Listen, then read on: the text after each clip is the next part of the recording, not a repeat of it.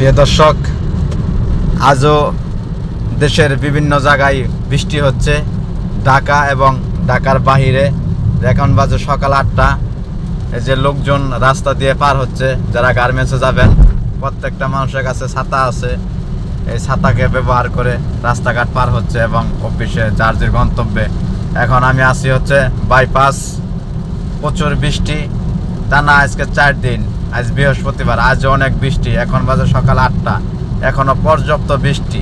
এটা হচ্ছে ঢাকা বাইপাস। এখান থেকে সোজা গেলে আপনি নারায়ণগঞ্জে যাইতে পারবেন। আর যদি আমার পিছন দিক দিয়ে যান তাহলে হচ্ছে আপনি যাবেন টাঙ্গাইল এবং অন্য অন্য জেলায়। এই হচ্ছে সকালের পরিস্থিতি। আপনারা যে যেখানে থাকবেন খুব ভালোভাবে চলাফেরা করবেন।